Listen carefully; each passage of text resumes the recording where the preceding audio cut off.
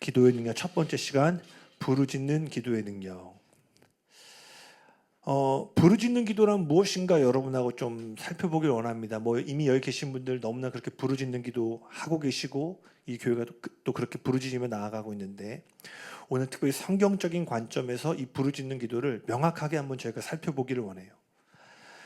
성경을 보시면요, 다양한 기도의 모습들이 나옵니다. 침묵으로 하는 기도도 나오고요, 엎드려서 하는 기도, 무릎 꿇는 기도, 금식 기도, 중보 기도, 부르짖는 기도 등 성경은요, 어떤 한 가지 형태의 기도의 모습을 말하는 것이 아니라 아주 다양한 형태의 기도의 모습을 말하고 있어요. 이 성경을 보시면요, 기도에 대한 언급이 약 한 650번 정도 나온다고 합니다. 그런데 그 중에서 부르짖는 기도에 대한 이 직접적이든 간접적이든 또는 그런 부르짖는 기도의 어떤 모습들을 포함한 구절들이 몇 개에 해당되는 줄 아세요? 약 220개 정도에 달한대요. 그러니까 기도에 대한 언급이 한 650번이 나오는데 한 3분의 1 정도가 부르짖는 기도에 대해서 다루고 있다는 거예요. 이것이 뭘 의미할까요? 성경이 강조하고 있는 기도 방식 중에서도요, 하나님께 소리를 높여 부르짖는 기도가 가장 강조되고 있는 기도의 모습과 방법이라는 거예요. 그래서 우리가 이후에도 좀 살펴보겠지만요, 성경은요, 기도한 것과 부르짖음을 구분하고 있습니다. 다시요, 단순히 기도한 것과 부르짖어 기도하는 것을 구분하고 있어요. 일반적으로 우리가 기도한다고 할 때 그 기도에는요, 감사나 찬양, 우리의 필요에 대한 간구 또는 다른 이들을 향한 중보의 내용을 담고 있죠.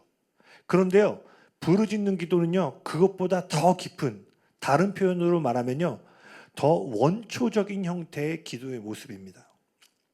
그래서 말씀을 보면 특별히 도무지 해결책이 보이지 않는 상황 가운데 처한 사람들이요, 하나님 앞에서 부르짖어 기도할 때 하나님께서 역사하시는 장면들을요, 너무나 많이 찾아볼 수가 있어요.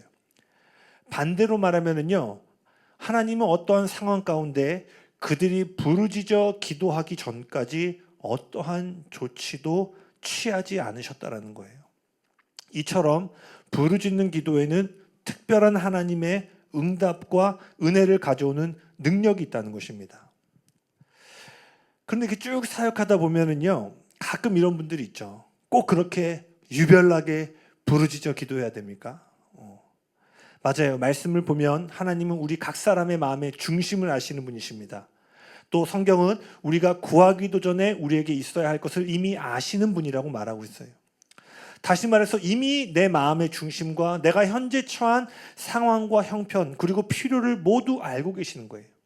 자, 우리의 안과 밖을 이렇게 누구보다도 잘 알고 계신 그분 앞에 우리가 큰 소리로 기도해야 될 이유가 있을까요? 물론 맞는 말이에요. 하나님은 귀머거리가 아니십니다. 우리의 작은 신음에도 귀를 기울이시고 우리의 마음 가장 작은 희미한 소리에도 들으시고 응답하시는 분이에요. 시편 38편 9절입니다. 시편 38편 9절. 같이 읽어볼까요? 시작. 주여, 나의 모든 소원이 주 앞에 있사오며 나의 탄식이 주 앞에 감추이지 아니하나이다. 여기서만 탄식이 뭐예요? 그 압박이나 짓눌림 가운데 그냥 어디에서도 도움을 받을 곳이 없고 하나님도 내 기도를 듣지 않는 것 같아서 그냥 기도의 자리에 앉아서 이런 한숨마저도 뭐예요? 감출 수가 없다라는 거예요. 그분의 귀는요, 이처럼 우리 입에서 나오는 작은 한숨 소리 하나도 놓치지 않으신 분이십니다. 아멘. 근데 그럼에도 불구하고 앞서 이야기했듯이 성경은요, 부르짖는 기도와 그 부르짖는 기도를 들으시고 응답하시는 하나님을 강조하고 있다는 거예요. 왜 그러냐면 부르짖는 기도에만 갖고 있는 특정한 목적과 능력들이 있기 때문입니다. 그래서 오늘 저는 이 부르짖는 기도가 갖고 있는 특별한 목적과 능력이 무엇인지 여러분과 살펴보기를 원해요. 그리고 이 부르짖는 기도의 능력과 목적을 살펴보는 데 있어서요, 먼저 우리가 적어도 두 가지 부르짖는 기도에 대한 오해를 좀 다뤄야 됩니다. 거기 적어놨는데 첫 번째 부르짖는 기도에 대한 오해가 뭐예요? 하나님은 이미 알고 계신데 왜 큰 소리로 기도해야 되는가? 앞서 나눴듯이 부르짖어 기도할 필요를 느끼지 못하는 사람들, 그들이 이야기하는 이유 중에 하나가 이런 거라고 말씀드렸죠. 하나님이 이미 알고 계신데 굳이 큰 소리로 기도할 이유가 없다. 그러나 이것은요, 단지 부르짖는 기도가 아니라 사실은 이 질문은 근본적인 기도의 질문까지 가는 거예요. 아니, 하나님 다 알고 계신데 우리가 왜 굳이 기도를 해? 구하기도 전에도 알고 계시고 한숨소리도 듣고 계시고 내 마음 가장 깊은 소리까지도 다 알고 계신데 왜 우리가 그럼 기도해야 돼? 그러니까 부르짖는 기도의 차원이 아니라 더 근본적인 기도에 대한 질문으로 이어져요. 우리는 여기서 먼저 기도의 본질이 무엇인지를 짚고 넘어가야 됩니다. 여러분 잘 아시는 것처럼 기도는요, 정보 전달이 아니에요. 하나님은 우리가 처한 상황을 누구보다도 잘 알고 계십니다. 아멘. 그러니까 우리가 뭔가 기도를 할 때 하나님께 무슨 인포메이션을 드리는 게 아니에요. 하나님 지금 제가 재정적으로 어려워요. 제가 육체적으로 어려워요. 관계에 어려움이 있어요. 그럼 들으시고 아이고 웅보야 너도 그런 일이 있었어? 여러분이 뭐 아무리 힘들고 어렵고 여러분이 가장 충격적인 기도를 주님께 올려드린다 할지라도요, 주님은 절대로 놀라지 않으신다라는 거예요. 맞습니까? 자, 기도에 대한 첫 번째 오해가 뭐냐면 우리는 기도를 내가 필요한 것을 하나님께 구하고 응답을 받는다라고 생각하는 거예요. 다시요. 기도에 대한 오해 중에 하나는 내가 필요한 것. 누가? 내가 필요한 것을 하나님께 구하고 하나님께 응답을 받는다. 물론 맞아요. 간구의 측면에서는 기도가 이런 부분을 갖고 있는 것은 맞지만 이것은 기도의 첫 단추가 아닙니다.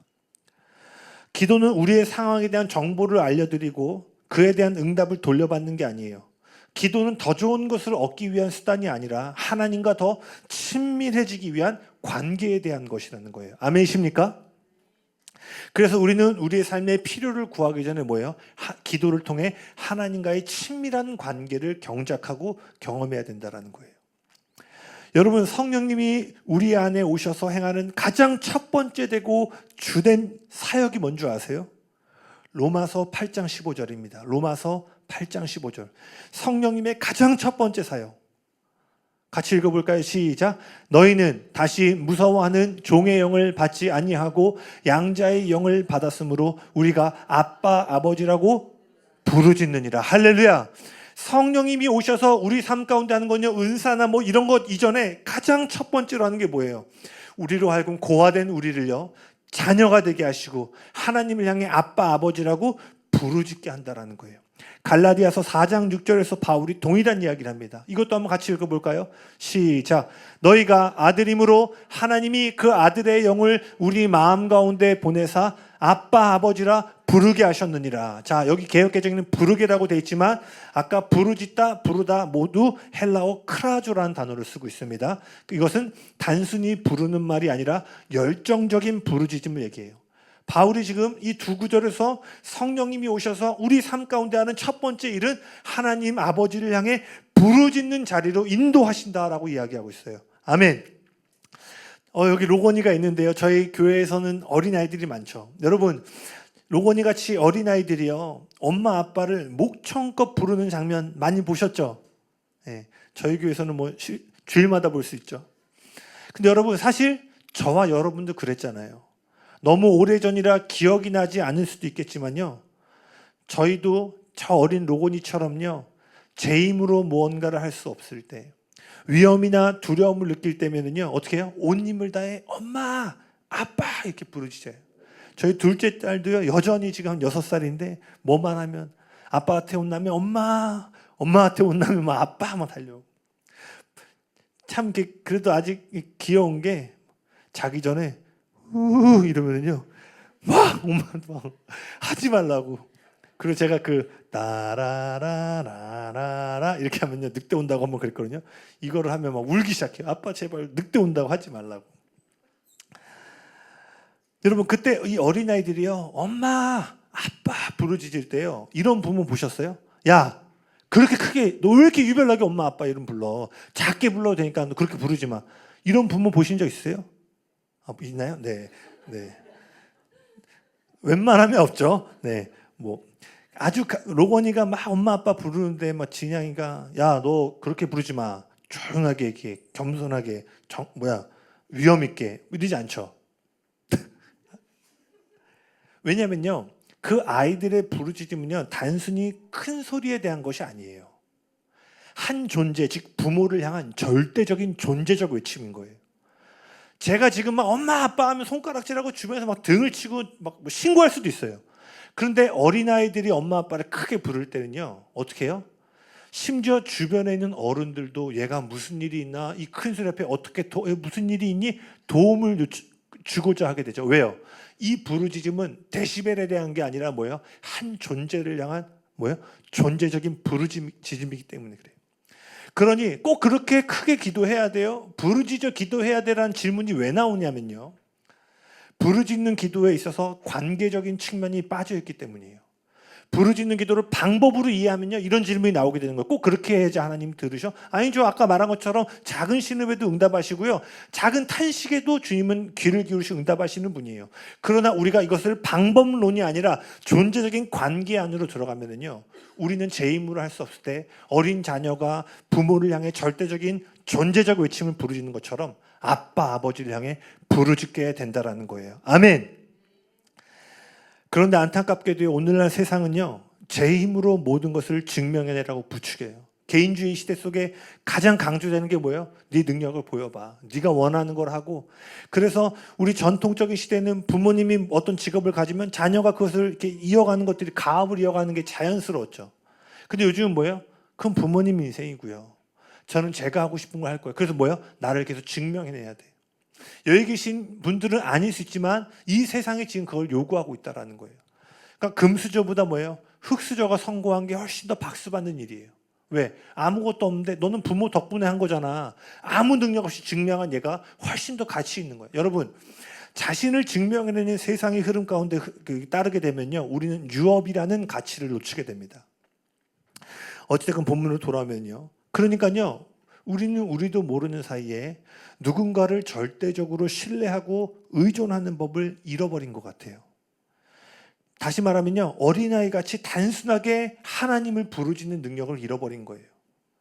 하나님을 아빠, 아버지라고 부르기보다는요, 심지어 그 하나님 앞에서도요, 신앙의 강인함과 뛰어남으로요, 자신의 믿음을 증명해내려고 하는 모습들이 강하다라는 거예요.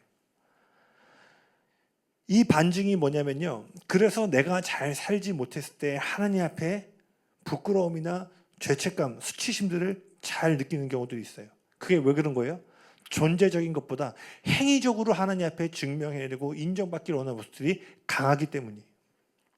상황이 이렇다 보니까요, 부르짖는 기도는요, 아까 어린 자녀가 엄마와 아빠를 부르는 것처럼 애정어린 외침이나 존재를 향한 절대적인 부르짖음이 되기보다는요, 막다른 절벽에 몰려서야, 코너에 몰려서야 신의 도움을 간절히 구하는 일종의 구조 요청 신호탄처럼 부르짖게 된다는 거예요. 아니면은 아까 말한 것처럼 유별나게 큰 소리로 드리는 기도로만 이해하는 경우가 많게 됩니다. 정리하면은요, 부르짖는 기도는 하나님을 아버지로 둔 자녀의 자연스러운 기도의 모습의 일부입니다. 아멘. 기쁠 때 여러분 웃음소리 내면서 웃으시죠? 슬플 때는 울음소리가 나요. 그런 것처럼 기쁠 때 웃음소리를 내고 슬플 때 울음소리를 내는 것처럼 그분의 자녀가 된 이들의 자연스러운 모습이 뭐라는 거예요? 부르짖는 기도라는 거예요. 아멘. 이처럼 부르짖는 기도는 그분이 듣지 못해서 큰 소리로 부르는 것이 아니라 하나님을 아버지를 둔 자녀의 자연스러운 기도의 모습입니다. 명심하십시오. 부르짖는 기도를 방법으로 접근하시면 안 돼요. 부르짖는 기도는 성령님이 아빠 아버지라 부르짖게 하시는 관계에 대한 것임을 기억하시기 바랍니다.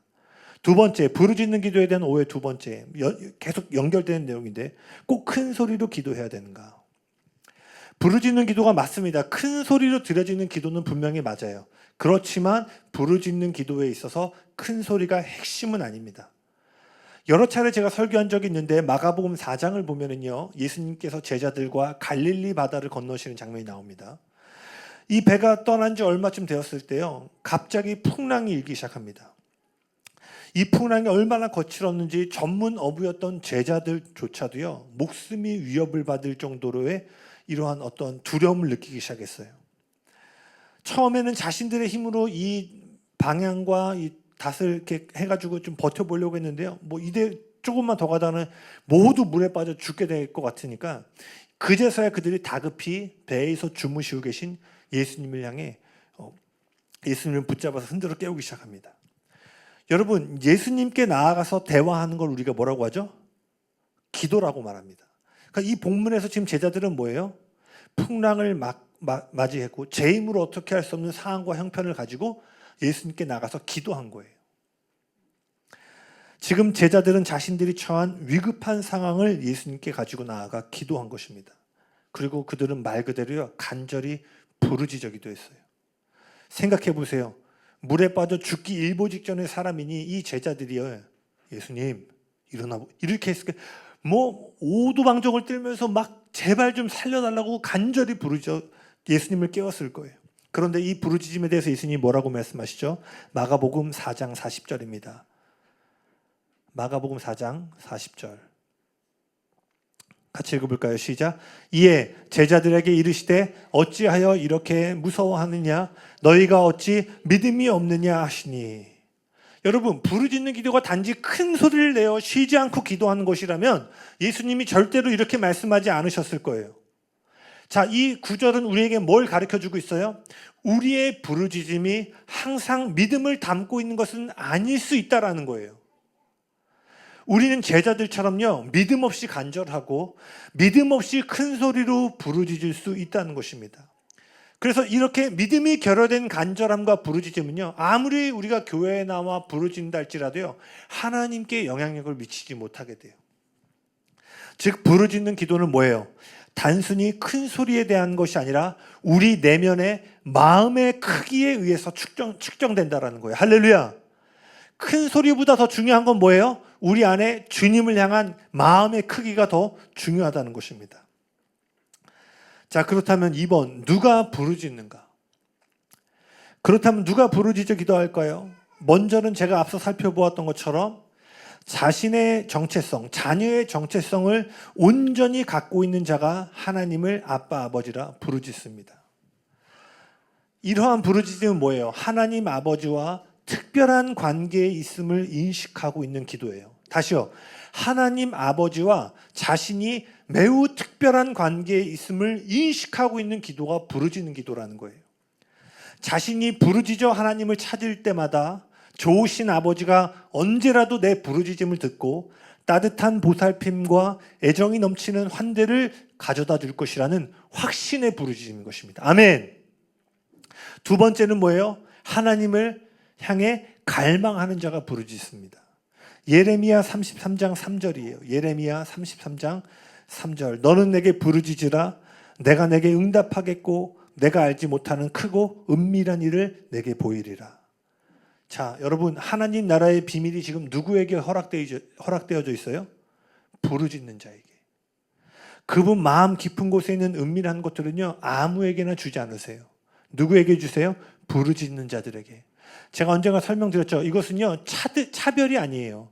하나님이 당신의 비밀을 계시하실 때마다 그 진리가 드러난 곳엔 하나님의 영광의 무게가 더해지기 때문에 이 부르짖음으로 갈망한 더 많은 것을 받을 수 있는 친밀함의 자리까지 나아가지 않으면요, 하나님이 주시는 비밀이라는 것들을 받아낼 수도 풀어낼 수도, 역으로 풀어졌는데 뭐예요? 그 진리가 우리를 짓누르고 때론 정죄감과 어떠한 것들을 더 가져다 줄 수 있는 거예요.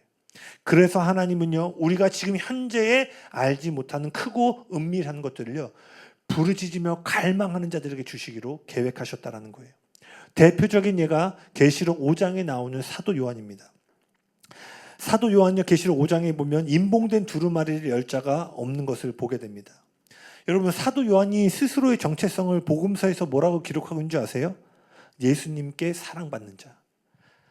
나 요한이라고 쓰지 않고 예수님께 사랑받는 자라고 기록되어 있어요. 그래서 그 최후의 만찬에서의 그 레오나르도 다빈치의 그림에도 보면은요, 사도 요한이 어떻게 돼 있어요? 예수님 품에 기대어 있죠. 여러분, 요한은요, 언제나 예수님의 심장에 가장 가까이 있던 제자예요. 제자들 중에 너희 중에 누가 나를 팔 거라고 얘기했을 때요, 베드로가 뭐라고 얘기하냐면 그 품에 의지하고 있는 요한에게 예수님께 그 사람이 누군지 물어보라고 그래요. 가장 뛰어난 제자였잖아요, 베드로가. 그럼 베드로가 물어봐도 되는데 베드로보다 누가? 요한이 훨씬 더 하나님 마음 깊은 곳에 있는 은밀한 것을 질문하고 들을 수 있는 친밀함의 자리에 있었다라는 거예요. 그 요한이 지금 계시록 5장에서요, 그토록 하나님의 심장박동 소리를 들으며 자랐던 그 요한이요, 지금 하나님 마음에 감춰진 두루마리를 보거나 들을 수가 없게 된 거예요. 그때 어떻게 하냐면 요한이 울부짖기 시작합니다. 요한이 그 갈망을 갖고 하늘을 향해 울부짖기 시작해요. 그 결과 임봉된 두루마리가 열리는 은혜가 이 울부짖음 가운데 더해지게 됩니다. 예레미야 말씀처럼 뭐예요? 부르짖는 자에게 응답하시고 크고 은밀한 일을 보이신 거예요. 아멘. 여러분, 지금 여러분 인생을 향한, 이 교회를 향한, 이 세대를 향한 하나님의 크고 비밀한 계획들을 발견하기 원하십니까? 부르짖어 기도하셔야 된다는 거예요. 아멘. 세 번째로 누가 부르짖어 기도할까요? 긴박한 필요를 가진 자가 부르짖습니다. 마태복음 10장을 보시면은요, 예수님께서 예루살렘으로 가시는 도중에 여리고에 이르렀을 때 소경 거지 바디메오를 만나게 됩니다. 이 바디메오가 예수님이 지나간다는 소리를 듣고요, 부르짖기 시작해요. 마가복음 10장 47절에서 48절입니다. 같이 읽겠습니다. 시작. 나사렛 예수시란 말을 듣고 소리질러 이르되 다윗의 자손 예수여 나를 불쌍히 여기소서 하거늘 많은 사람이 꾸짖어 잠잠하라 하되 그가 더욱 크게 소리질러 이르되 다윗의 자손이여 나를 불쌍히 여기소서 하는지라. 아멘. 그날 많은 사람들은요 이렇게 얘기한 거야. 야, 꼭 그렇게 크게 기도해야 돼? 유별나게 기도해야 돼? 지금 여기서 너만 있어? 너만 여기서 기도해? 가끔 그런 적 어떤 분들 있으시죠? 막 기도하는데 옆에 툭 쳐서 조용히 좀 기도하라고. 예전에 어떤 분이 방언 기도 막 하는데 어떤 분이 와서 딱 그랬대요. 여기 혼자 기도하는 거 아니니까 좀 조용히 좀 해달라고. 다시는 그분이 낮에 기도를 안 오셨다고. 네. 지금 그런 상황인 거예요. 야, 너만 예수님 갈망해? 지금 우리 다 예수님께 은혜 받으려고 가고 있는데 왜 이렇게 소리를 쳐? 자, 그날 많은 사람들은 그의 부르짖음을 못마땅해 했지만요, 예수님은 그 부르짖음을 들으시고 응답하셨다는 거예요. 할렐루야. 마태복음 15장에도 동일한 장면이 나옵니다. 스로보니게 여인, 가나안 여인이 나와요. 이 여인에게 딸이 한 명 있었는데 그 딸이 귀신이 들렸어요. 그래서 어디서도 치유를 받을 수 없는 상황이에요. 그때 이 스로보니게 여인이 마지막 희망으로 예수님께 나와 부르짖습니다. 마태복음 15장 22절에서 23절입니다. 같이 읽겠습니다. 가나안 여자 하나가 그 지경에서 나와서 소리질러 이르되 주 다윗의 자손이여 나를 불쌍히 여기소서 내 딸이 흉악하게 귀신 들렸나이다 하되 예수는 한 말씀도 대답하지 아니하시니 제자들이 와서 청하여 말하되 그 여자가 우리 뒤에서 소리를 지르오니 그를 보내소서. 그녀는 이방 여인이었어요. 그리고 아직까지는 복음이 이방인이 아닌 유대인을 향하고 있던 계절이었어요. 그래서 내 딸을 좀 고쳐주세요 라고 하는 이 여인에 대해서 예수님이 뭐라고 말씀하시냐면, 읽지 않았지만 이스라엘의 집에 잃어버린 양 외에는 내가 다른 데로 보내심을 받은 적이 없다. 너를 도와줄 수 없다라고 돼요. 그녀의 요청을 거절하셨어요. 그러나 그녀는요 끈질기게 부르짖었어요. 그 집에 키우는 개도 주인의 상에서 떨어지는 부스러기를 먹거늘 지금 내 때가 아닌 줄 알지만 그 개도 주인의 상에 부스러기를 먹은 것처럼 저에게 그 부스러기와 같은 은혜라도 저에게 주세요. 그녀가 그렇게 부르짖기 시작할 때 예수님은 그녀의 부르짖음을 들으셨다는 거예요. 할렐루야. 그녀가 간절히 기도했지만 그 마지막 부르짖음을 외치지 않았다면 그녀는 어떻게 보면 치유와 응답을 받지 못할 수 있었다는 거예요. 그녀의 부르짖음이 딸을 귀신의 속박으로부터 자유케 하는 치유를 가져왔어요. 이처럼 부르짖는 기도는요 보통 분명한 목적과 즉각적인 필요를 중심으로 이루어진다는 거예요. 자, 네 번째입니다. 누가 부르짖는가?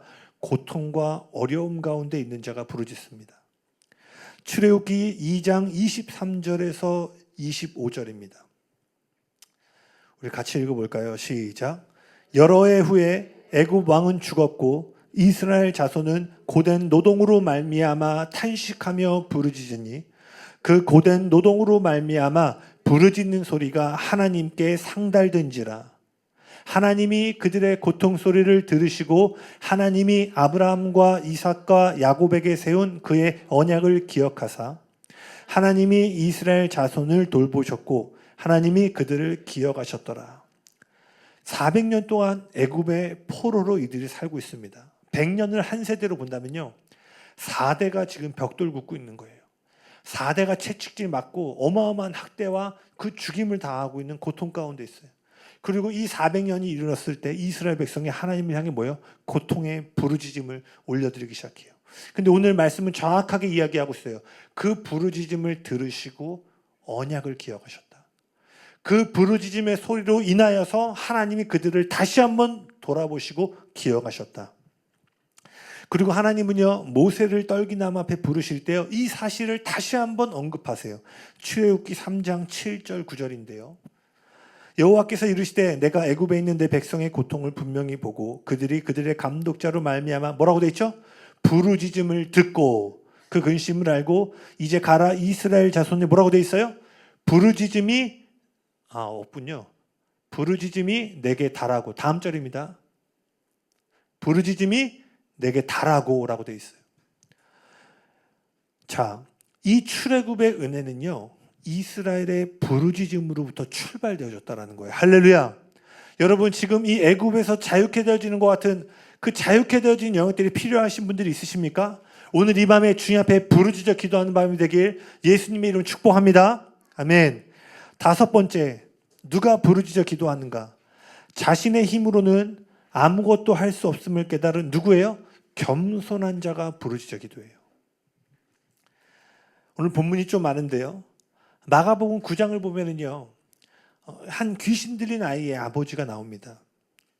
이 아버지는요, 먼저 이 제자들에게 그 자신의 아이를 고쳐달라고 기도해요. 왜냐하면 이 아버지가 제자들에게 왔을 때 예수님은 베드로와 야고보와 요한을 데리고 변화산 사건이죠. 산 위에 올라가 계셨기 때문에 이 아버지는 예수님께 직접 먼저 도움을 요청할 수가 없었던 거예요.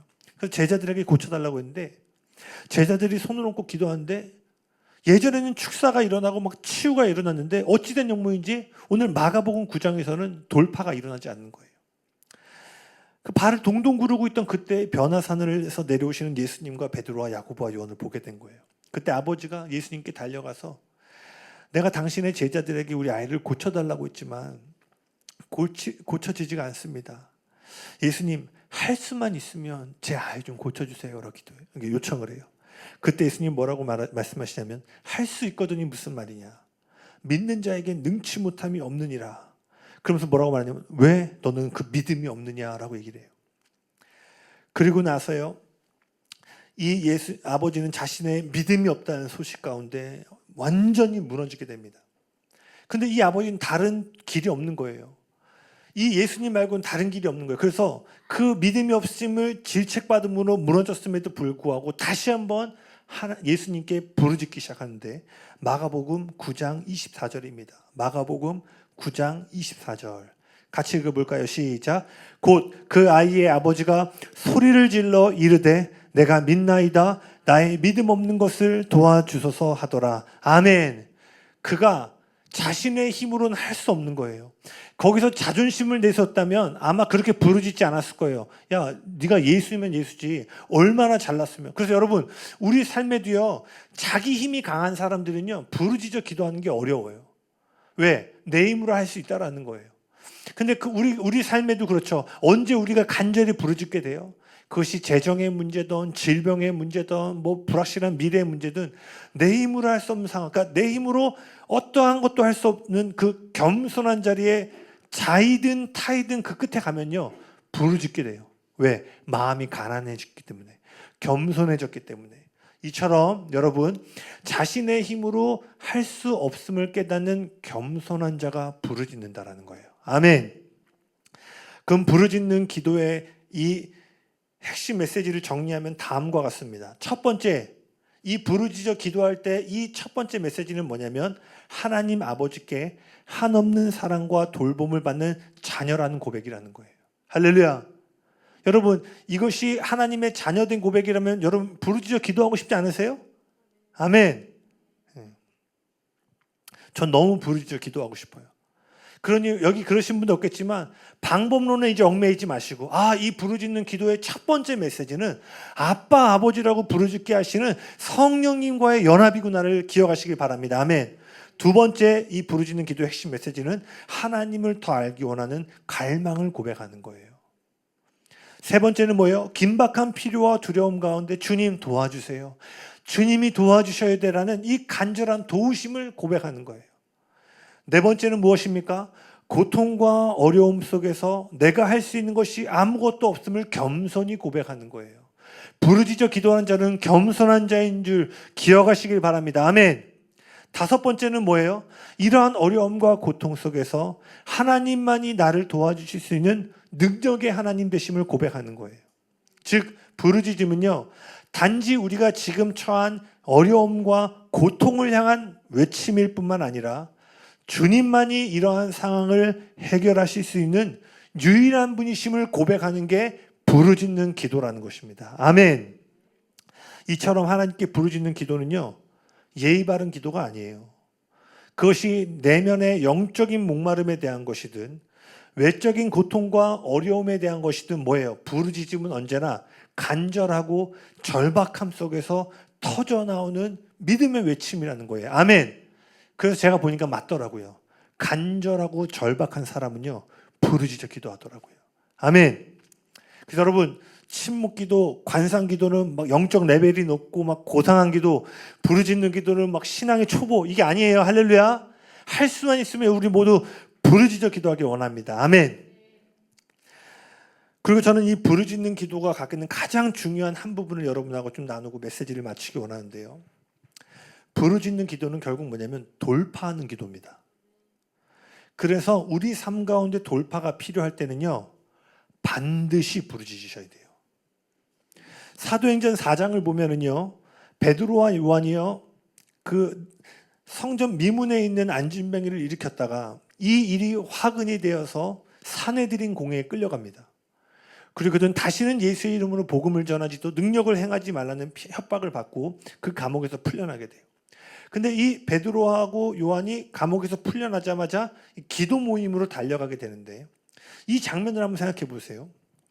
엄청난 박해의 분위기가 교회를 엄습하고 있습니다. 그리고 그들이 이제 막 감옥에 있다 풀려난 거예요.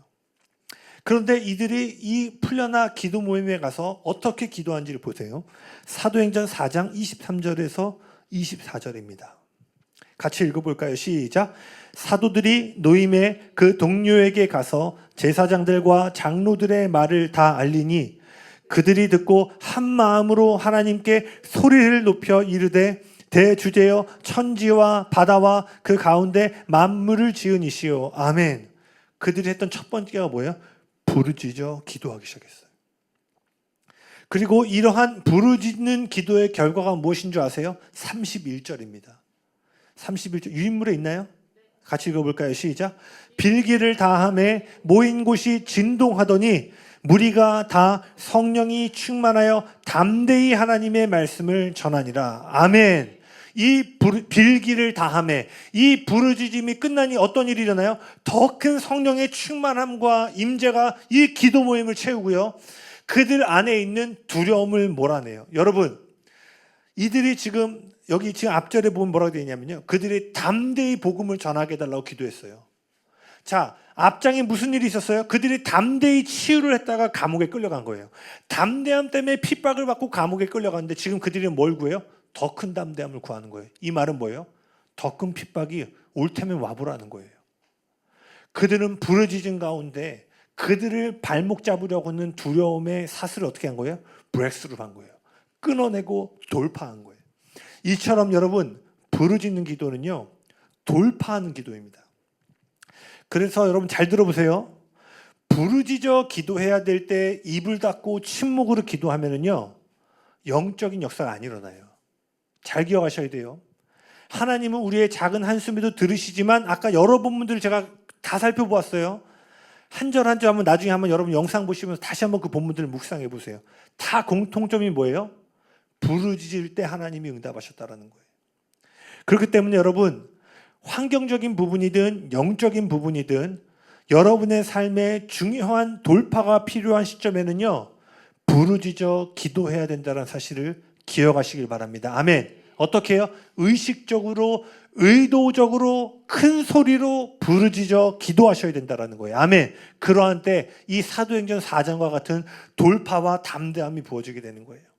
하나님은 침묵 기도, 읊조리는 기도도 들으시고 응답하시지만 부르짖어 기도할 때 역사하시는 분이심을 기억하셔야 돼요. 제가 이미 여러 차례 나눈 적이 있지만 전 세계적으로 이 부르짖는 기도, 통성 기도를 가리켜서 이 고유 명사처럼 쓰는 표현이 있죠. 이 코리안 스타일 프레이어, 한국 스타일의 기도라고 전 세계 사람들이 얘기를 해요. 그리고 이 기도를 이 돌파하는 기도라고도 얘기합니다.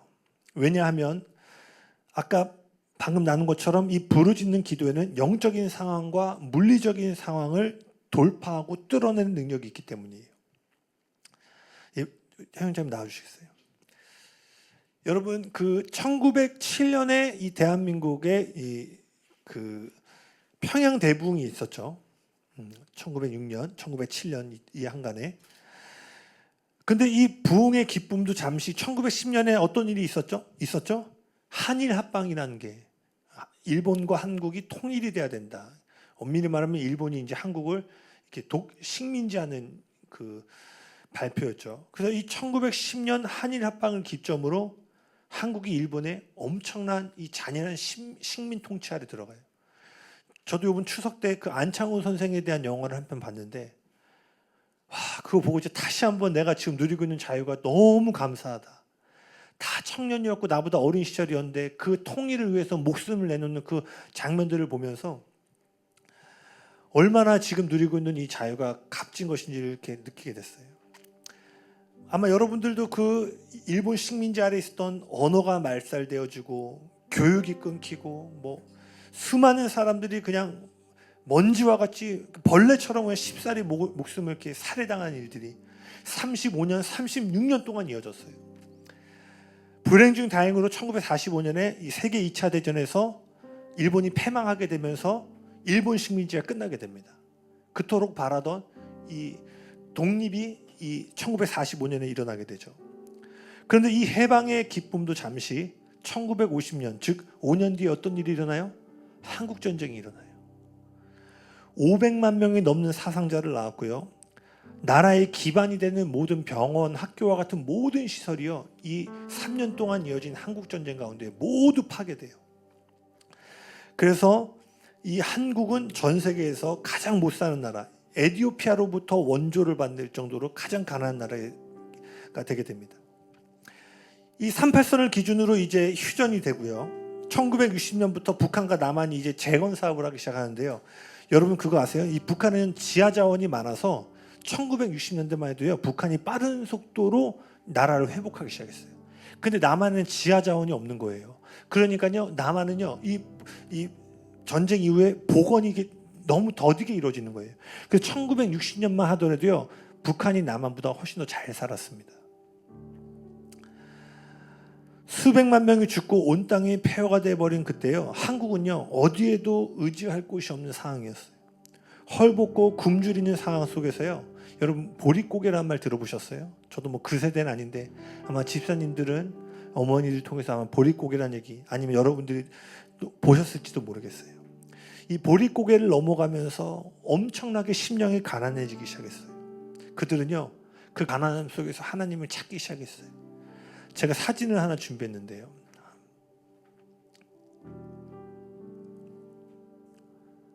네, 요 사진들 이 50년대, 60년대 보릿고개 시절이래요.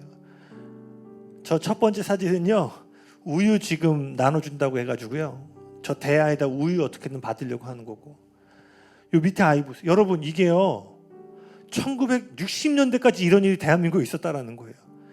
신발도 없고 여기 엄마 보세요. 잘 곳이 없는 거예요. 전쟁 후에 저 사진은요, 먹을 게 없어가지고 울고 있는 아이들 사진이에요. 제가 볼 때 여기는 조금 잘 사는 집안 같아요. 그래도 잘 사는데 집 보세요. 초가집에 창호지문인 거예요. 그래서 이때는 옥수수 죽 먹고 다음 사진 한번 보여주시겠어요? 다음 사진 말고요. 자, 1950년대 전쟁 이후에 60년대 지금 이것이 사회적인 전반적인 분위기였어요. 제가 오늘 설교를 딱 준비하면서 참 그런 마음이 들더라고.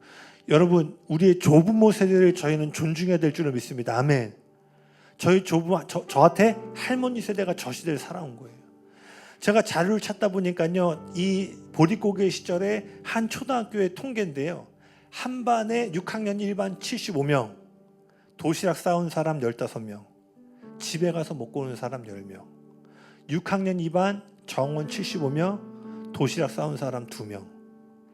보니까요, 그 학년에 전교생이, 그러니까 한 학년 6학년만 225명인데 점심을 먹는 아이들이 58명이었대요. 나머지 뭐였냐면요, 수도가에 가서요, 물 틀어서 물 먹는 거예요. 그러니까 이들의 마음이 가난해지기 시작한 거예요. 하나님을 향한, 절대자를 향한, 마치 오늘 말한 것처럼 어린 로건이가 엄마 아빠를 부르짖는 것처럼 이들이요, 저런 가난함 속에서 하나님을 부르짖기 시작한 거예요. 그리고 이때 당시에 한국교회와 이 남한 사람들의 심령을 대변해주는 아주 유명한 사진이 있습니다. 저도 한번 여러 차례 보여드린 적이 있는데 한번 보여주시겠어요? 네, 이미 여러 번 보셨죠? 그 60년대, 50년대 한국교회와 한국 성도들의 삶을 대변해주는 아주 유명한 사진이에요. 언젠가 설명드렸지만 저 여자분은 남편을 폐결핵으로 잃고 두 자녀만 있는 홀로 된 어머니입니다. 그리고 이 당시 이 사진 일본인이 찍었는데 이 배경이 이제 판자촌에 있는 지역이에요. 그러니까 이 교회라고 해놨지만요, 찬바람이 숭숭 들어오는 거예요. 그런데 옷 보세요. 엄마는 지금 엄마가 뭘 하는지, 아마 저 아이는요 맨날 먹을 것만 생각했을 거예요. 지금 남편은 없고 집은 판자촌에 기울어지는 집에 살고, 그러니까 이때 한국교회와 성도들은 뭐밖에 못하는 거예요? 뭐 에어컨이 있건 없건 뭐 장판에 그게 관심거리가 아닌 거예요. 그냥 하나님께 나가서 뭐예요? 주여 주여 부르짖는 거예요. 언젠가 한 목사님이 프랑스에 가서요, 이 한국의 통성기도를 이렇게 설교를 하시고요, 1시간 넘게 통성기도를 가르치고, 그럼 이제 우리 코리안 스타일 프레이어를 한번 해보자고. 그래서 1, 2, 3 했는데 갑자기 아모르 불어 자체가 안 되겠다. 그래서 그냥 주여라고 하자고. 그래서 그분이 전 세계를 다니시면서 이게 사역을 많이 하시는 분인데 어디를 가도요 한국 사람처럼 통성기도를 못한대요. 그러면서 그분이 고민을 해봤대요. 왜 이렇게 통성기도를 한국 사람만큼 못할까? 근데 그분이 참 이 한국의 통성기도에 대해서 기가 막힌 정의를 내리셨어요. 한국의 통성기도를 이해하려면 한을 이해해야 된다는 거예요. 그러면서 그분이 말씀하시기를 한국 안에는 역사적으로 축적된 슬픔이 있다는 거예요. 아까 말한 일본의 식민지, 전쟁, 뭐 그전에도 많은 침략들이 있었죠. 그러니까 한국은요 단순히 한 세대의 어려움을 갖고 부르짖는 차원이 아니라 마치 400년 동안 애굽에 있던 이스라엘 백성처럼요 수세대에 걸친 축적된 슬픔을 갖고 있는 거예요. 그래서 50년대, 60년대 한국교회 부르짖음 제가 믿기로요 출애굽기 2장의 이스라엘 백성들이 고통이 극에 달하여 여호와께 부르짖는 그 부르짖음이었다고 저는 생각합니다.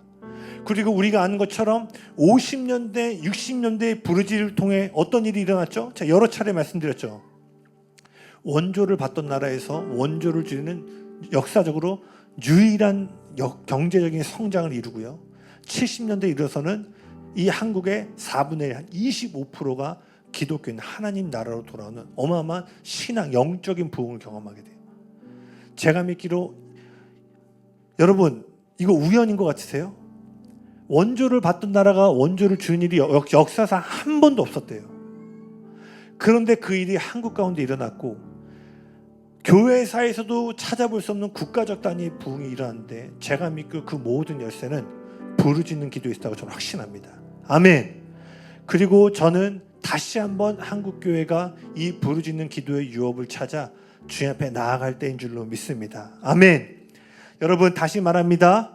그분은 우리의 침묵 소리도 지나가는 한숨 소리도 놓치지 않고 응답하시는 좋으신 아버지가 되십니다. 그러나 동시에 그분은요 여러분이 부르짖기까지 기다리시는 분이심을 또한 기억하시길 바라요. 그러니 여러분 이제 생각과 마음만이 아니라 입을 열어 큰 소리로 외치는 부르짖는 기도의 자리로 나아가야 될 줄로 믿습니다. 아멘.